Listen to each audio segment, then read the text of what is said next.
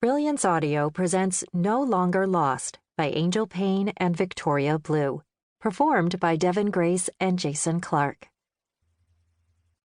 The geraniums I'd planted 2 springs ago were leggy and fighting weeds for space in the overgrown flower bed outside Mom's dingy trailer.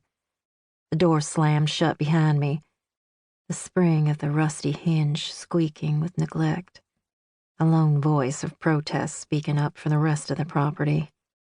Preach on, Sister Hardware. Preach on. The afternoon I'd spent planting the flowers around this shoddy place had been a hopeful one.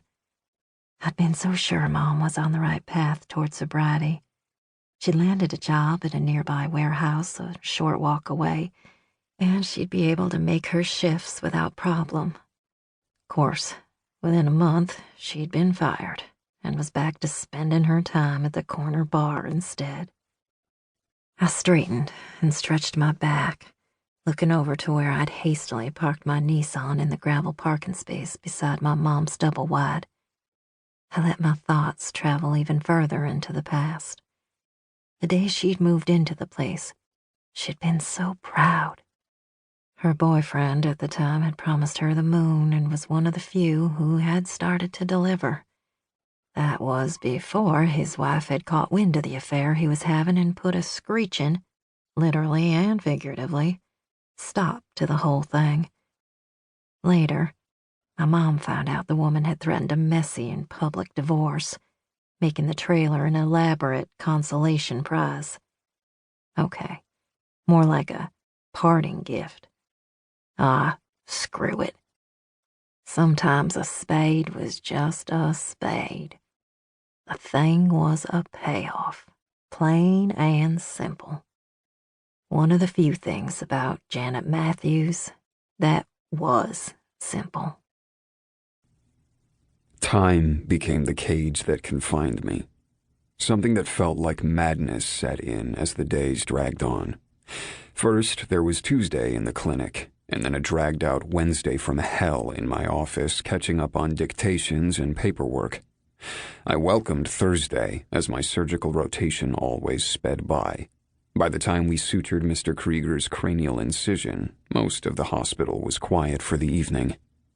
There was actually a bounce in my step as I walked through the parking structure, readying to go home. Tomorrow I'd head out to Thermal.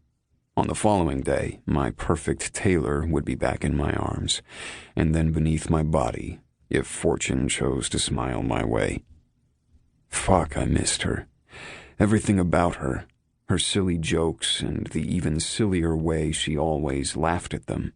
The look on her face when she thought of something kind to do for someone else, but then quickly attempted to cover up the softness in her demeanor with some smart remark. All the things she didn't think I knew about her. All the things she didn't even know about herself. And then there were the more obvious things. All the shit that drove my senses crazy and woke my cock with matching speed. Especially when she let me put the pedal to the metal on those urges. Her creamy skin, always smelling like whatever lotion had hit her fancy that week. Her fluffy, fresh-fucked hair that tickled my cheeks when she snuggled against me after I'd screwed her through a few gasping, gorgeous orgasms. Shit, I muttered, after the long, lovesick teenager sigh that escaped my throat. And what of it? If the shoe fits and all that, right? Well, this footwear fit in all the best ways. I'd fantasized non-stop about having her in every possible way there was.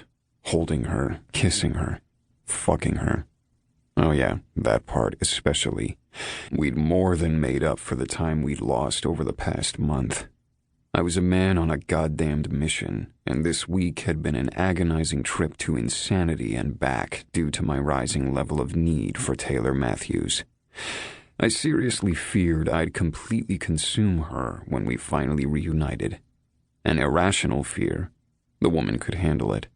She could handle me, and she was the one woman I'd ever encountered who deserved my complete conviction about that statement.